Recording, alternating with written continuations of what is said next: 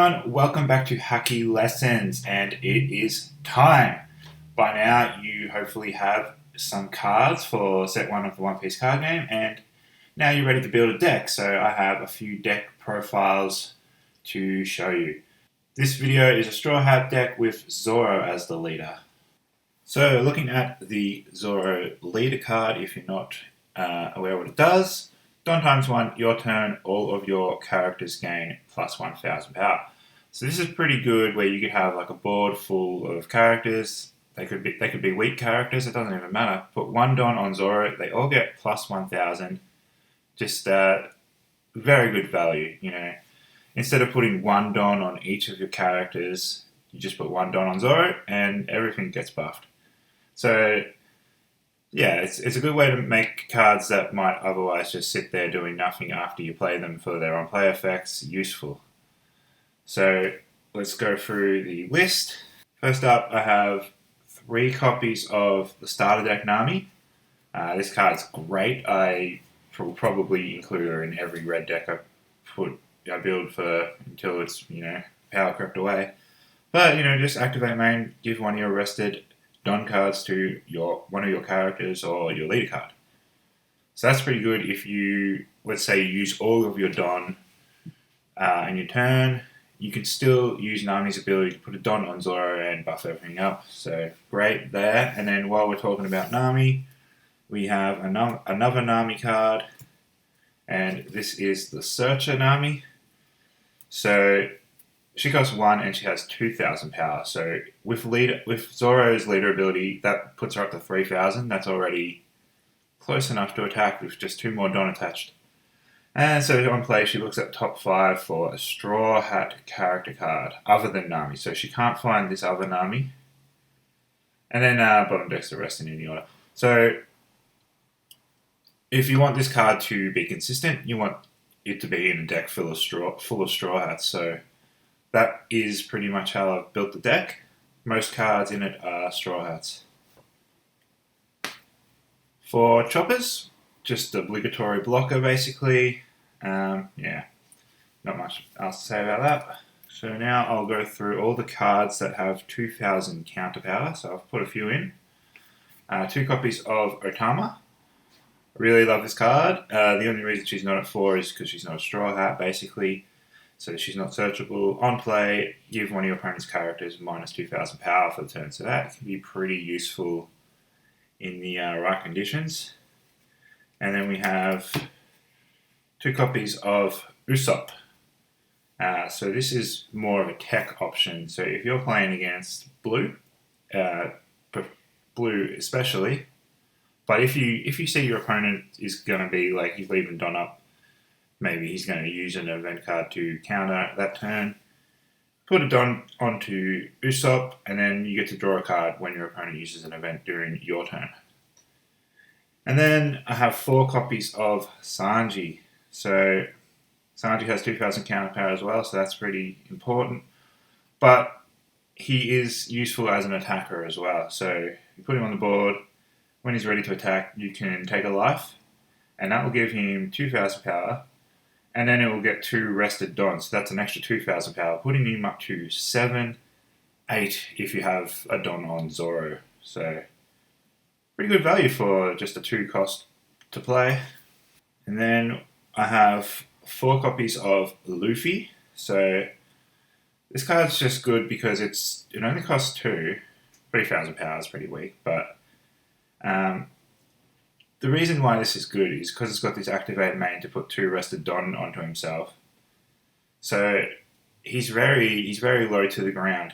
He might die the next turn, unless your opponent only got strike characters. So they'd be screwed in that case because Don times 2, this card can't be KO'd but in battle by strike attribute characters. So basically, if you're playing a mirror match, their Luffy won't be able to kill this Luffy if you've got a Don attached. And it's also good, he has counter power. I was very conscious in including a lot of counter power in this deck because, it is Red's weakness. There's a lot of cards that are good but they don't have counter power. So I've got 3 copies of Robin. So she's got Don times 1 when attacking KO one of your opponent's characters with 3,000 power or less.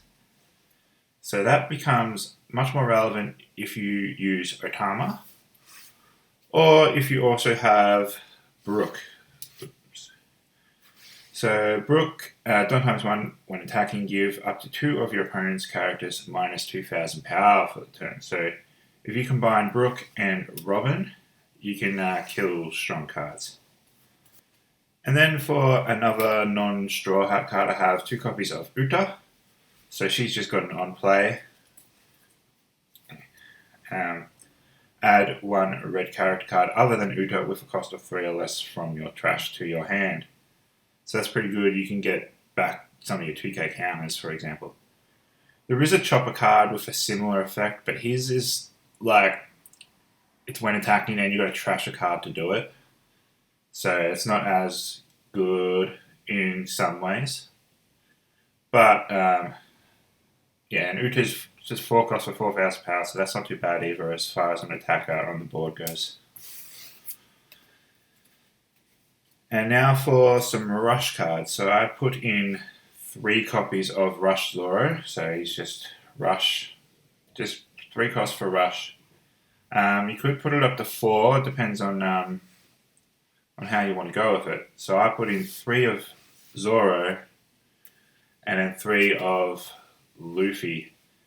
The Luffy costs more, but is much more valuable because you can get around blockers if you attach it onto it.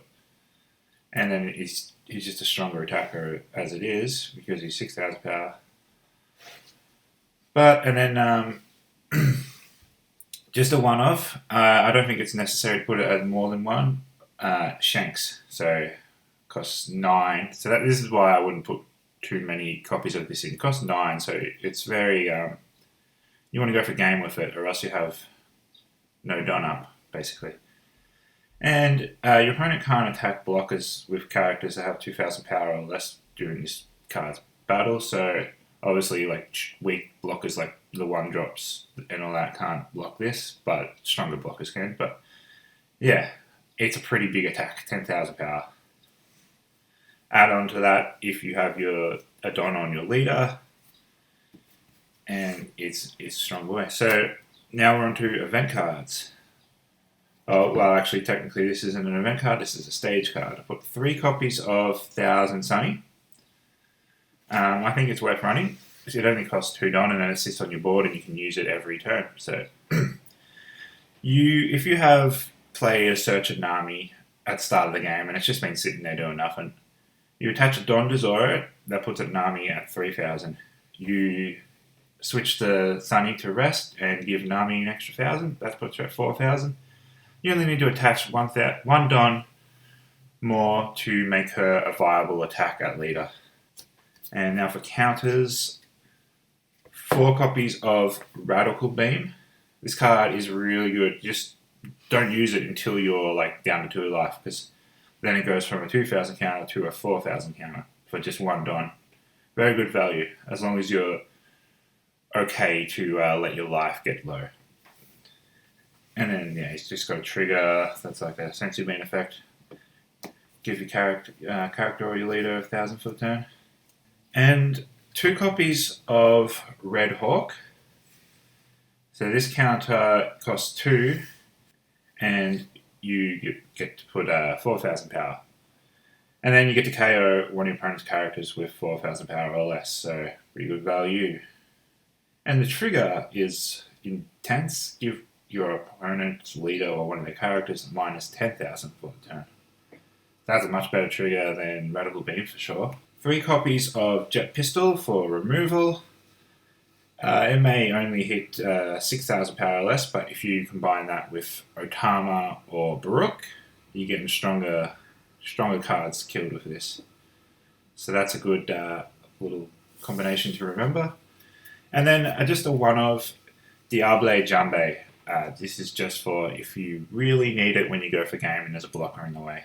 Remove the blocker's ability to work. So that's the deck list, guys. Hope you enjoy it, and hopefully it helps you out in your tournament play. If you enjoyed this profile and you want to see more, there's a few more on my channel, and if you subscribe, you'll be able to see all the One Piece content I'll be putting out as the game continues to grow. Alright, I'll see you later.